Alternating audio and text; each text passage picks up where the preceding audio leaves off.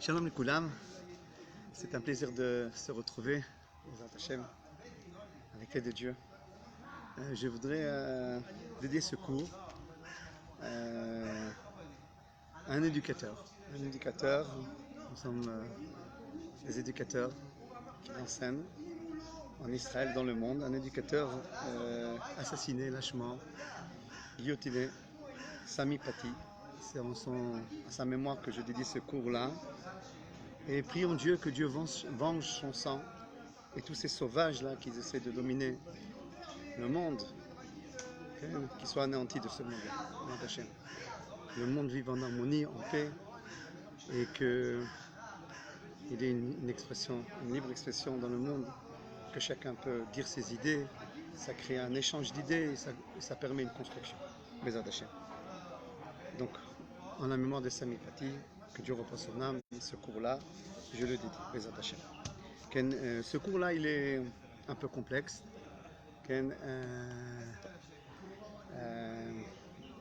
Comment l'art de vivre dans une famille recomposée. Avant de rentrer dans ce sujet, au vif du sujet, on donne une petite introduction. Tout d'abord, bien entendu, lorsque les choses se passent d'une manière naturelle, tel que Dieu a voulu, à sa création, un homme rencontre une femme, et ils ont une famille.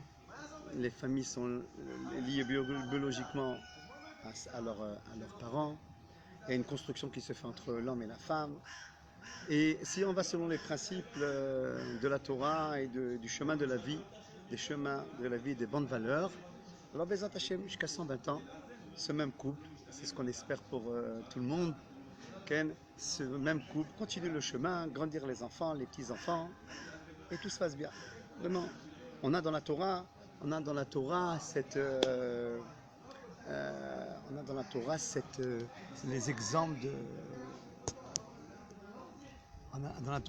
les exemples des Avot et Imaot, Abraham, Yitzhak, Abraham et Sarah, Yitzhak et Rivka, on a l'exemple de Rachel, Léa et Yaakov. On a des exemples de familles, comme ça. La Torah, elle est remplie de familles, de couples, d'enfants, qu'ils ont créé leur cellule familiale, et jusqu'à 120 ans et plus, dans la Torah, ils ont vécu plus que 120 ans, ils ont réussi à construire la dimension familiale telle qu'il était clair dans le projet divin. Un homme rencontre une femme, ça s'est fait déjà à la création. Adam a rencontré Chava, ils ont eu des enfants, etc. Et on s'occupe du couple, des épreuves du couple, des enfants, des épreuves des enfants, etc.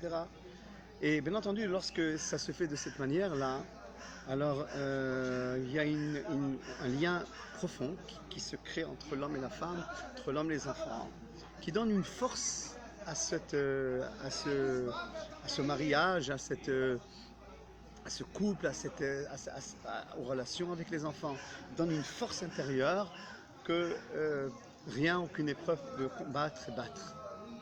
Ça, c'est quand tout se passe bien. Bien entendu, même lorsque tout se passe bien, c'est un travail. C'est un travail à préserver cette harmonie-là, à continuer à préserver le lien sentimental, affectif, les relations d'échange, de sagesse. La Torah a bien précisé, le père doit enseigner la Torah à ses enfants, la mère doit être l'avocate des enfants, etc. Il donne l'ordre, une est l'avocate. Et il y a toute une harmonie qui se fait, qui doit se faire, qui préserve cette dimension de cellule familiale. On ne se repose pas jusqu'à 120 ans avec les enfants. C'est l'ordre des choses, c'est comme ça que Dieu l'a voulu. Et si on se repose, alors on le paye. Si on lâche un petit peu, allez, faites ce que vous voulez. Si on lâche le couple, on ne préserve pas le couple. L'amour du couple, se renouveler tout le temps avec sa femme, avec son mari, etc. Et on ne préserve pas le lien avec les enfants. Okay? Alors il y a des fois des déchirures qui peuvent se faire, des cassures qui peuvent se faire. Et les conséquences sont connues par nous tous. Okay? Lorsqu'on ne préserve pas ce lien affectif ou autre. On a vu par exemple dans la Torah c'est notre lumière, c'est notre chemin. On a vu dans le premier couple de la création, Adam et Chava, ils ne se sont pas accordés. Ils ne se sont pas accordés. Leurs enfants ne se sont pas accordés. Caïn et Evel, et un il a tué l'autre. Maintenant tuer, on peut le prendre selon le pshat, comme c'est marqué, mais aussi tuer c'est d'être pas en contact, de ne pas créer un lien, et que l'autre il est pour moi comme si Chaz v'Shalom qu'il est mort, il n'existe pas. Ça c'est déjà la création, on a eu cet exemple là de frères qui n'ont pas eu un contact, un lien, et que la mort est venue entre deux, et il s'est passé ce qui s'est passé. Okay? Et bien entendu, même parfois, même dans une famille qui a créé cette dimension de cette cellule familiale, il va avoir en chemin des épreuves plus grandes. Des épreuves plus grandes. On n'est pas toujours maître on n'est pas maître de notre vie des fois. Akadosh Baruch Hu intervient des épreuves selon sa grande sagesse. Okay?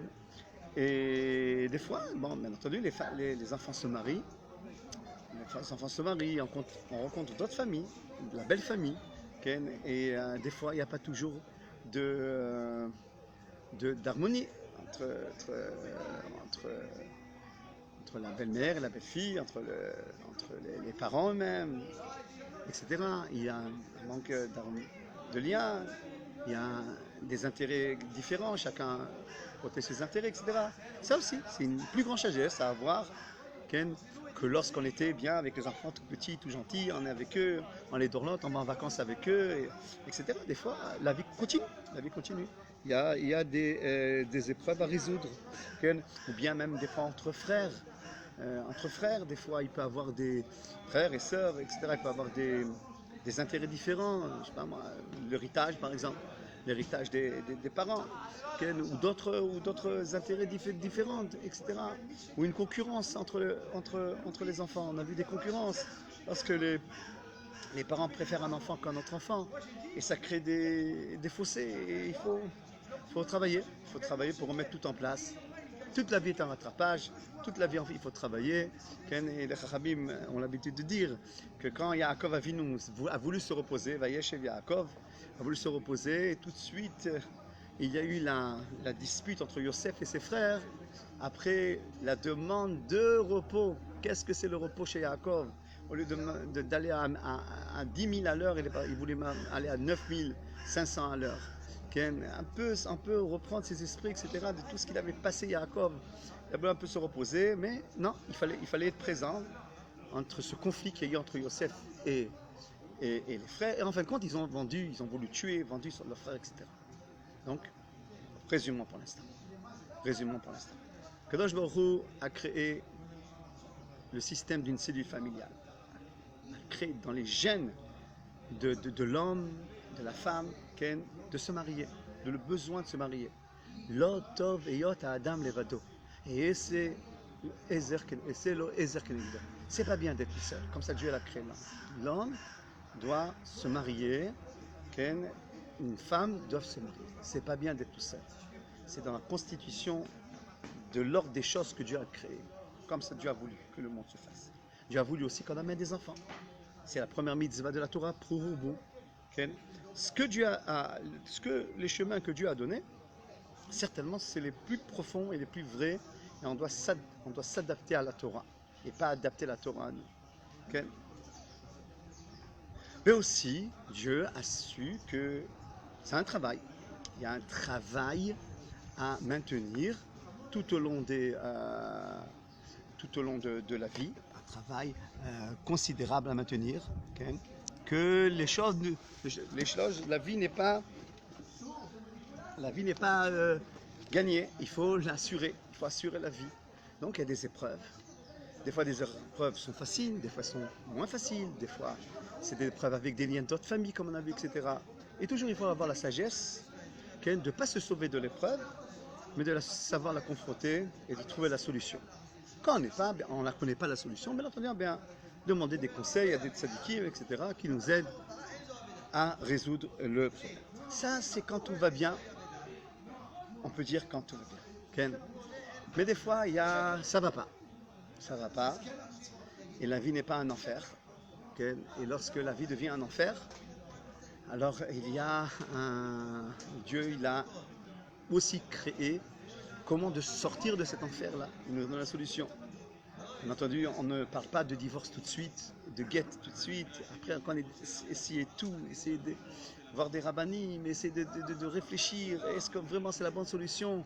Est-ce ce qui nous anime à divorcer? Est-ce que vraiment c'est le émet? Est-ce que c'est la vérité? Ou c'est des tentations? Ou c'est un besoin de s'évader, etc. Un besoin de retrouver son enfance et plus vouloir reconstruire avec la cellule familiale que je me trouve, etc. Il faut voir d'où ça vient.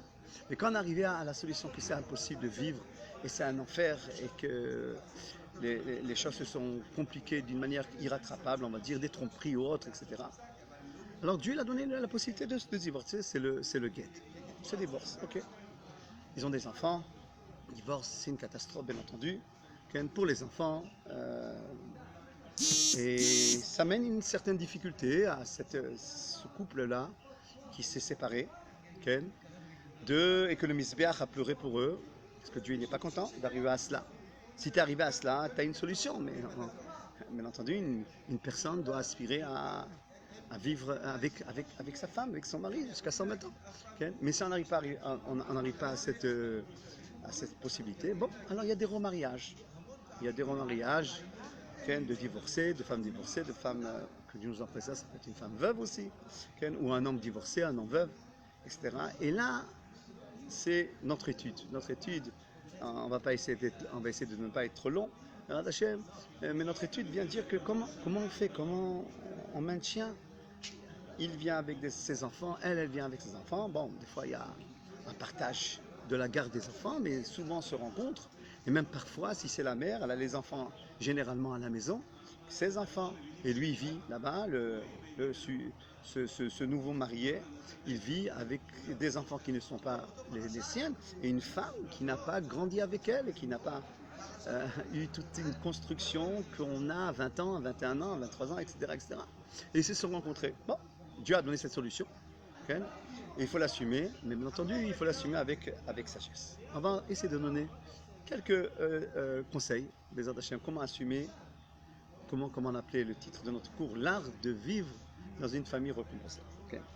La première des choses qui facilite un peu la vie, qui nous facilite un peu la vie, c'est que quand on arrive à cette décision de vouloir se remarier, okay, c'est une bonne décision. Okay, il faut se remarier. C'est pas bien de rester seul. Okay. La solitude, elle peut amener à des péchés des fois, et la solitude, elle peut amener à un désespoir, et la solitude, elle peut amener à, on voit plus de but dans la vie. Okay? Et après, les enfants grandissent, ils partent, et moi je me retrouve seul, parce que j'ai pas su refaire ma vie. Donc la Torah, oui, encourage de reconstituer une nouvelle vie, mais bien entendu, il y a une grande sagesse, là, à 40 ans, 50 ans, 60 ans, ou plus ou moins, peu importe, une femme ou un homme qui n'est pas en harmonie depuis des années. C'était le moment de lier des liens profonds, constructifs, et avoir les mêmes points de repère, et doucement, passer toutes les épreuves intérieures et extérieures de la vie ensemble, et de construire une vie forte, mais plus à ce point-là. Maintenant, chacun vient avec sa vie, avec son passé, avec ses habitudes, avec son caractère, avec ses tombées, avec ses désespoirs. Entendu, une vie recomposée, c'est deux personnes qui ont vécu des tragédies dans leur vie. La femme, elle avait été tragédie avec son ancien mari, l'homme avec son ancienne femme, etc. Les enfants au milieu, et c'est une tragédie. Okay. Alors chacun vient avec sa tragédie. Okay. Alors la première des choses, le premier conseil, et vraiment c'est un conseil qui est très, très important, okay, d'aller voir un tzaddik, d'aller voir un conseiller conjugal. Okay. Un conseiller, tout d'abord. C'est quoi la sagesse? Les conseils qu'on va donner maintenant avec l'aide de Dieu dans cette famille reconstituée, recomposer, c'est des petits conseils qui peuvent aider. Bien entendu, les conseils changeront d'un cas à un autre. Chaque cas, c'est un monde en soi-même. Chaque cas, il doit être analysé avec une grande sagesse. Okay? L'homme, il vient avec l'argent, la femme vient sans argent, par exemple. Est-ce qu'on va mettre la maison en commun? Okay? L'homme vient avec des enfants, elle n'a pas d'enfants. Elle doit faire grandir les enfants de son nouveau mari. Okay? Etc. Il y a sans fin des problèmes, etc. Comment on fait face à cela? Okay? Alors tout d'abord, aller demander un conseiller qui nous prépare, qu'on se prépare, okay? Et qu'on sache que les choses ne sont pas faciles dans un deuxième mariage, troisième mariage. Les choses ne sont pas faciles. Okay? Et donc, on va utiliser ce que les Chachamim nous disent. Ezeu Chacham, Aroé et Tanolad. Qui c'est le Chacham? Qui c'est le Chacham? Celui qui voit maintenant ce qui peut se passer demain. Alors maintenant, il est enthousiaste, il veut une femme, il veut un mari, il ne veut pas rester tout seul, etc. Mais peut-être c'est pour calmer quelque chose qui est temporaire maintenant, qui est un besoin qui est temporaire. Mais il faut qu'il voit à long terme. Est-ce que vraiment je veux me marier parce que j'ai une certaine affection, ou bien de calmer une certaine envie ou une certaine tentation, ou bien un certain besoin, etc. Ou bien vraiment je veux construire maintenant une nouvelle dimension, une nouvelle famille, et je lève la tête à la vie, je me laisse pas tomber, etc. Quelle est l'intention? Il faut analyser. Des fois on se presse. Vous savez, des fois on reçoit des couples, etc., qui se sont pressés à se marier. Ils sont pressés à se marier pour dire qu'ils ne sont pas tout seuls, ou bien montrer quelque chose à la vie, ou bien montrer une vengeance à la vie, en réussir un. Mais il n'y avait pas vraiment cette sensibilité, ce besoin-là vraiment profond de construire avec ce nouveau mari, etc. Alors, au début, ça s'est bien passé, on est ensemble, tout est beau, tout est neuf, etc. Mais après, tout est ressorti. Tous les caractères des deux sont ressortis, la vie des deux sont ressortis, chacun a sorti son linge sale devant l'autre, etc., entre guillemets, et ça se passe mal. Ça se passe mal. Non, il y a vraiment des couples qui se sont construits par des épreuves. Mais si tu es intelligent avant, devance l'épreuve, devance les solutions de l'épreuve, va consulter quelqu'un qui sait. Okay. Donc, c'est un art.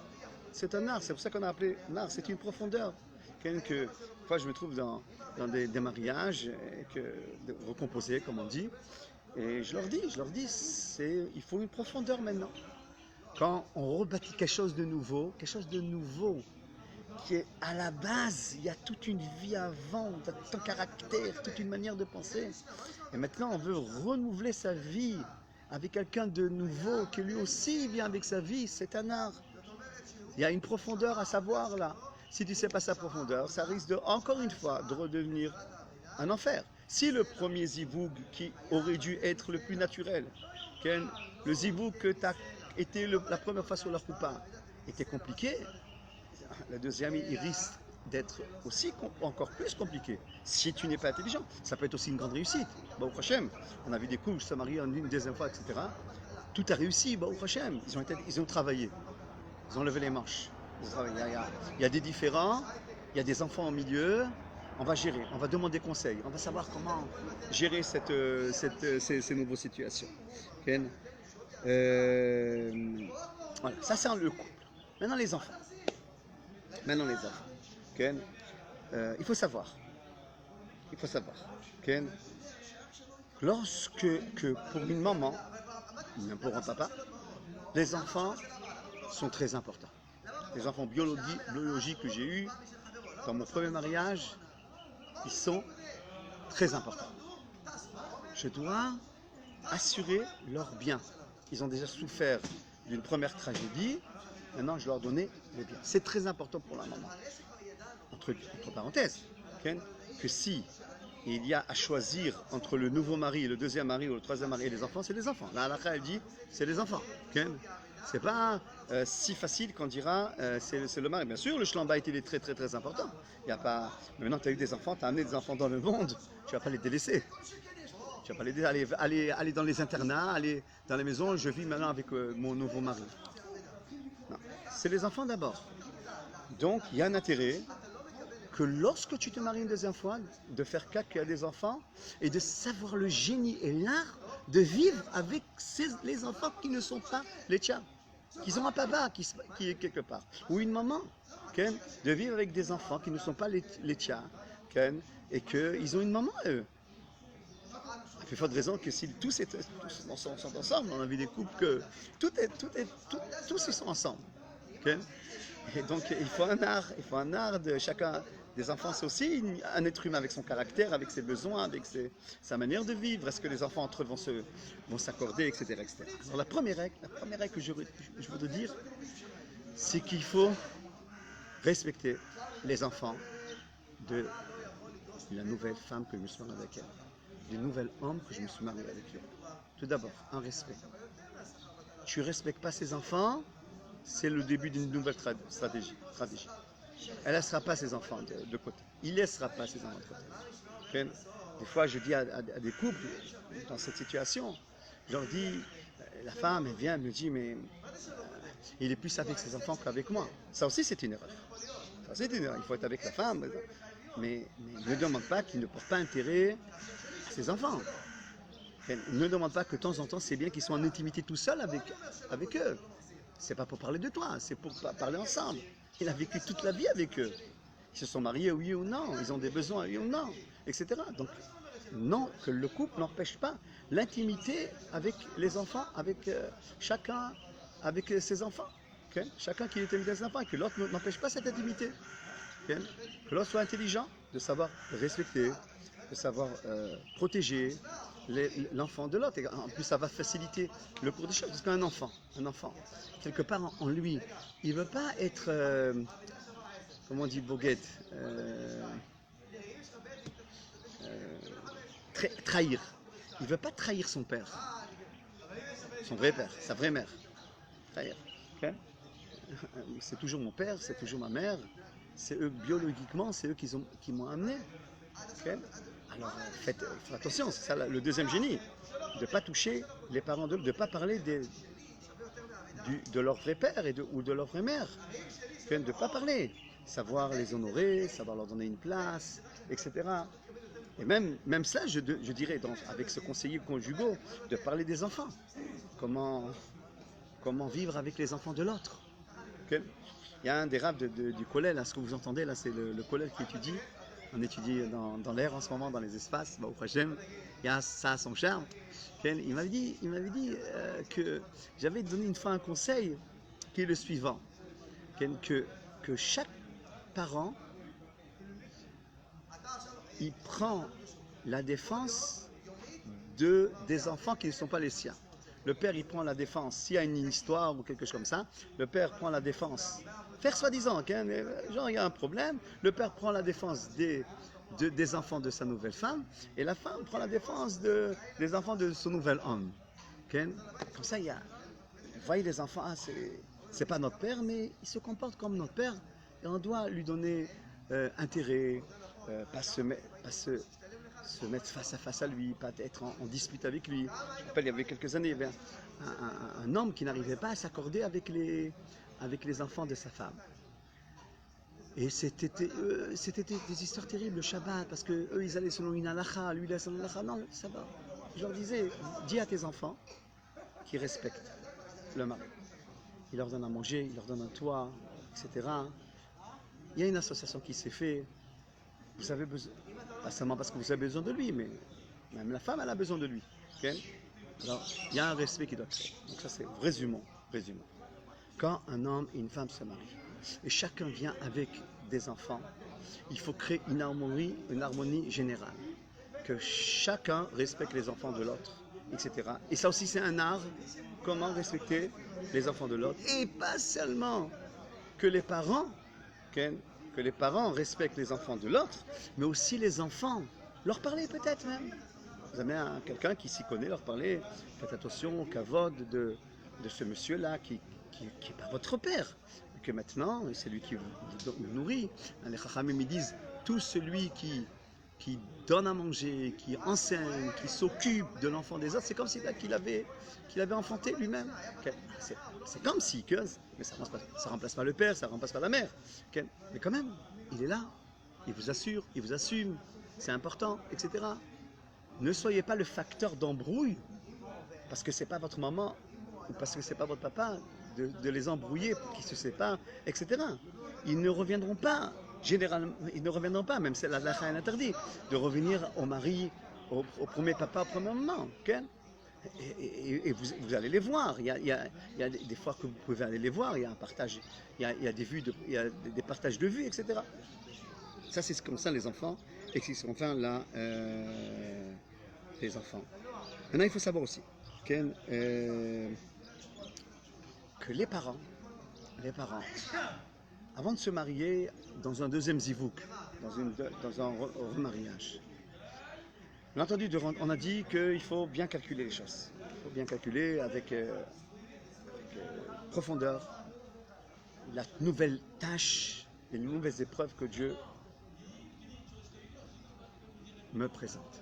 Okay? Mais il faut faire un examen de conscience sur le passé. J'explique. Quand tu as divorcé, toi monsieur, toi madame, quand vous avez divorcé, il y a eu des raisons. Alors, on a l'habitude de mettre toutes les fautes sur l'autre. Mais un tzaddik, il ne met pas toutes les fautes sur l'autre. Il essaie de voir d'une manière droite et pure qu'est-ce qui ne va pas en moi. Quel était mon partage dans ce divorce-là? En quoi je suis ma partie de faute dans ce divorce-là? Faire un examen de conscience pour ne pas les refaire une deuxième fois, ces fautes-là. C'est-à-dire, quelque part, j'ai un intérêt de faire ces examens de conscience dans le prochain zivoug. Parce que c'est possible que les erreurs que j'ai faites dans le premier zivoug, dans le premier mariage, c'était ceux qui vont me compliquer la vie dans le deuxième mariage. Alors, qu'est-ce que mes maris m'ont reproché? Qu'est-ce que les gens autour me reprochaient? Qu'est-ce qui n'allait pas en moi? J'ai réfléchi. Peut-être j'étais coléreuse, orgueilleuse. Peut-être j'ai vu que mon intérêt. Peut-être je l'ai laissé trop faire. Voilà. Je connais des couples que la femme a laissé le mari sortir tout seul, par exemple, avec des amis, des copains, et la catastrophe est arrivée. Okay. Peut-être j'ai pas été assez attentionné à ma femme. Elle avait besoin de moi peut-être dans des moments difficiles de la vie. Il n'était pas là, il n'était pas présent. Ken.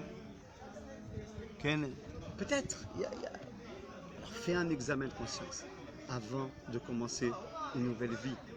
Des erreurs du passé. Et sois ton procureur, ne sois pas seulement ton avocat. Parce que facilement on peut trouver les fautes que l'autre a fait. Plus difficilement, on peut trouver les fautes qu'on a fait. Mais quand on est honnête, et surtout lorsqu'on va créer un nouveau zibouk, alors utilise, tu as l'expérience de la vie, tu as un gain, entre guillemets, tu as un gain qui peut, on n'aurait pas voulu que tu aies ce gain, on aurait voulu que tu restes avec ton premier mari et ta première femme, bref, maintenant il s'est passé ce qui s'est passé. Mais maintenant utilise les fautes, les tombées du passé, les erreurs du passé, pour aller ne pas les refaire dans le prochain zivoug. C'est possible que les mêmes erreurs, qui sont des erreurs de caractère, peut-être de vue de la vie, ont amené à ce divorce. Notamment, il a ses fautes, tu as tes fautes. Alors, et c'est possible que tu vas continuer avec ce système qui énerve. Okay? Alors fais attention. Dans le premier zivoug, dans le prochain zivoug, fais attention à ne pas revenir à ces mêmes erreurs. Okay?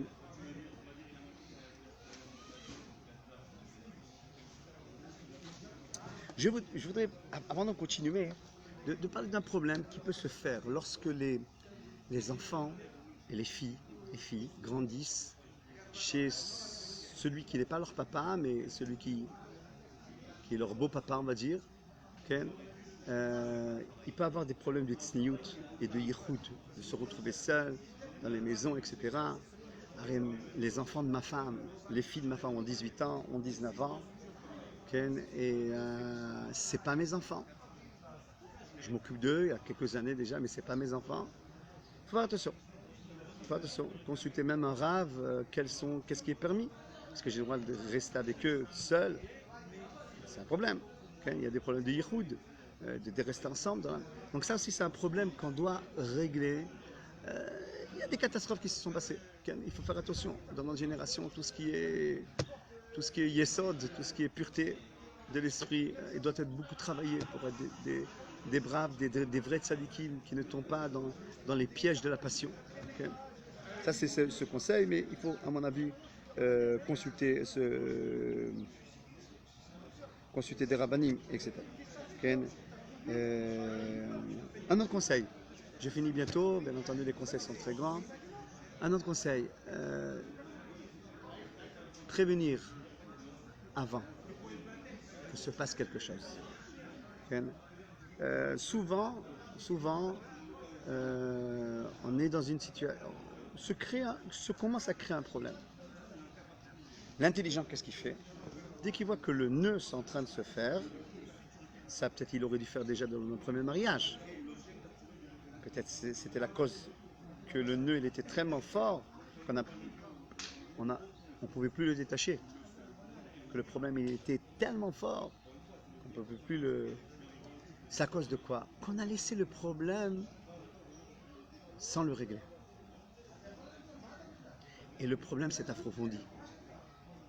Si c'est vrai pour le premier mariage, ça n'a plus raison fondée pour le deuxième mariage. Alors que dans le deuxième mariage, on n'espère pas dès le départ, on espère, avec l'aide de Dieu, ça. Mais c'est difficile, les sentiments dès le départ, le grand amour, il y a une construction. La construction à 4 ans, 40 ans, 50, 60, 70 ans ne sont pas ceux de 20 ans. Qu'on a vécu ensemble, qu'on a tué ensemble, qu'on s'est attaché, qu'on a vécu beaucoup de choses ensemble, la naissance des enfants, les bris de Milan, les bar mitzvot, les familles, etc. C'est une construction affective,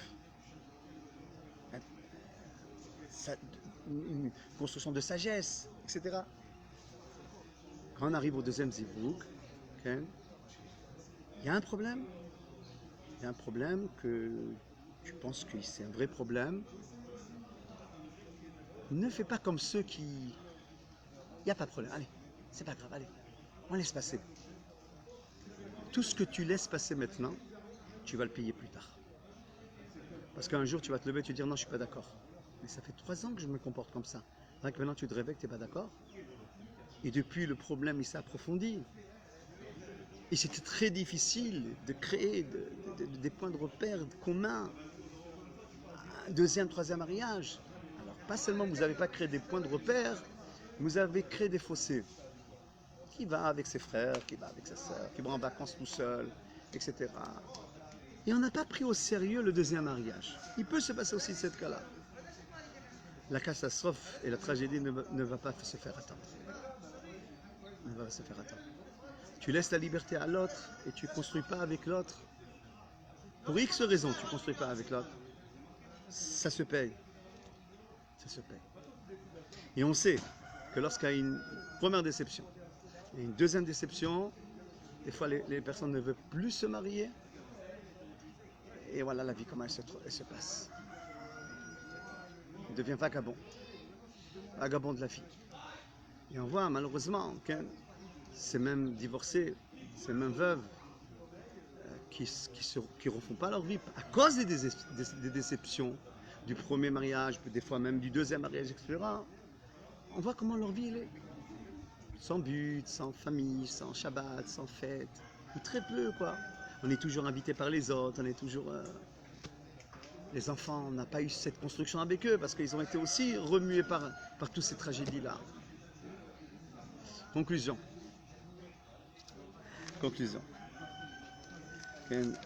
L'auto viot Adam levado. L'homme, il ne doit pas être seul. La femme ne doit pas être seule. Il faut créer une famille. Construire intelligemment et savoir qu'au milieu du chemin de la vie, il y a des épreuves. Savoir se préoccuper ces mêmes épreuves, faire face, confronter ces mêmes épreuves, faire face à ces épreuves que Dieu nous amène des fois d'une manière qu'on ne s'y attendait pas. Des fois on s'y attendait, des fois on ne s'y attendait pas. T'es pas assez forte, t'es pas assez fort, va voir un rave, va voir un vrai tzaddik, va voir un vrai rave qui t'aidera. Et n'oublie jamais de lever les yeux vers Dieu.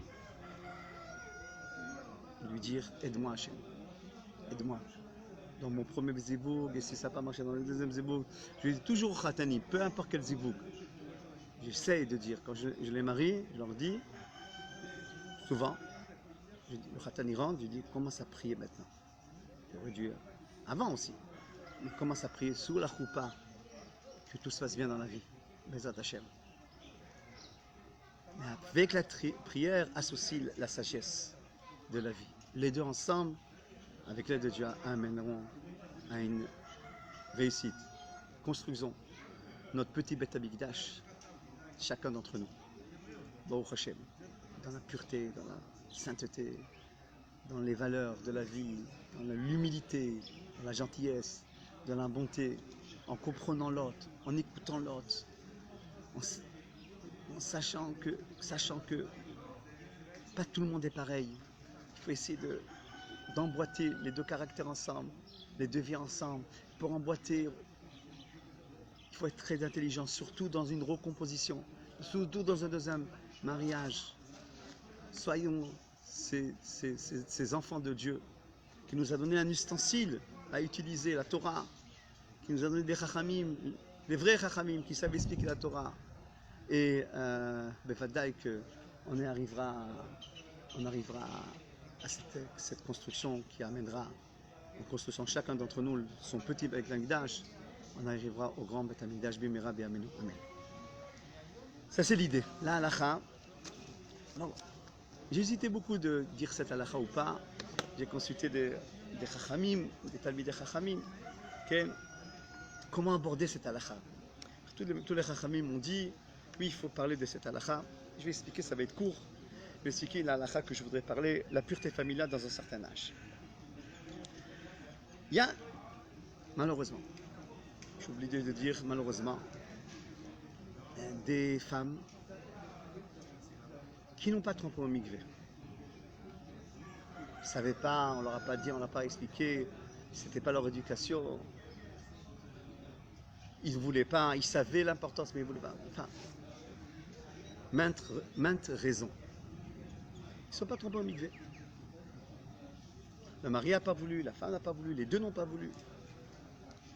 Malheureusement, c'est que les lois de pureté familiale sont tellement importantes. Okay? C'est tellement important. J'ai eu le mérite d'avoir une femme qui s'occupe de dizaines et de centaines de filles. Leur expliquer, et de tous les âges aussi. Okay? On a un centre de pureté à la yeshiva qui était la base de ce que notre maître, le Ramon Chaliaou, a pris tellement à cœur. Ces lois de pureté familiale sont tellement importantes pour nous, pour les enfants, pour les relations hommes et femmes, etc. Mais des fois, des femmes n'ont pas fait cette halakha. Ils arrivent à un certain âge, 45, 60, 50, 55, que maintenant ils sont plus impurs, on va dire. Ils sont plus impurs, plus de sang. Mais vu qu'ils n'ont pas trempé, même si maintenant ils n'ont plus de sang, vu qu'ils n'ont pas trempé la dernière fois, après ils n'ont plus de sang, ils n'ont pas fait les vérifications, etc., ils restent impurs toute leur vie. Alors, disons à ces mêmes femmes, c'est dommage. Tu n'as pas cru à cette halakha quand tu étais jeune, quand tu étais moins jeune. Pour X raisons, c'est pas le sujet maintenant. Mais maintenant, hein, peut-être c'est vrai. Pour nous, on dira c'est certain, c'est vrai. Mais pour toi, peut-être c'est vrai, peut-être tu fais une grande erreur. Surtout, les Chachamim nous ont dit c'est carrette, c'est retranchement qu'une femme qui ne trempe pas en mikvé, un homme qui va avec sa femme qui n'a pas trempé en mikvé. Maintenant que tu n'as plus de sang, il te suffit de faire la chose une fois dans ta vie, va chez une rabbinite qui va t'expliquer des vérifications, un petit compte. Tu te trompes une fois, tu es pur toute la vie. Tu es pur toute la vie. Tu n'as plus de carré, tu es bien envers Dieu. Maintenant, c'est possible que tu as fait tchouva tard. Alors fais-le, cette chose-là. Sache qu'il faut le faire, cette chose-là. Et si tu n'as pas fait tchouva, tu n'y crois pas, peut-être c'est vrai. Ça ne demande pas beaucoup d'efforts. Une fois, tu es pur à ton mari toute la vie. S'il faut savoir, c'est pas parce que tu as plus de sang maintenant que tu es pur. Non. La pureté, elle vient après que tu as eu plus de sang et tu as fait des vérifications et tu es parti au mikvé. Et tu deviens pur. Cette chose-là, ceux qui m'écoutent, quand même, ben, répandez-le. Des fois, il y a on a nos mères, nos grands-mères, je sais pas moi, nos tantes, qui ne savent pas cette halakha. Tu as fait en sorte qu'au lieu de passer de l'Afrique du Nord en Eretz Israël, ils sont passés par toi, Paris, tu m'as pris dans tes bras. Et là-bas, on a oublié qui en était exactement. On a oublié c'était quoi l'importance de se tremper au mikvé, que toute notre vie, nos femmes, ils ont bâti des mondes. Et le peuple d'Israël, ils l'ont bâti grâce à ce mikvé-là. Vraiment leur dire, tata, maman, t'es pas parti la dernière fois au mikvé? Va une fois. Va chez un rab, une rabbinite, plutôt une rabbinite, qui t'explique qu'il y a une petite vérification à faire, il y a un compte à faire. Trempe au mikvé, t'es content toute ta vie. Va dans un mikvé une fois.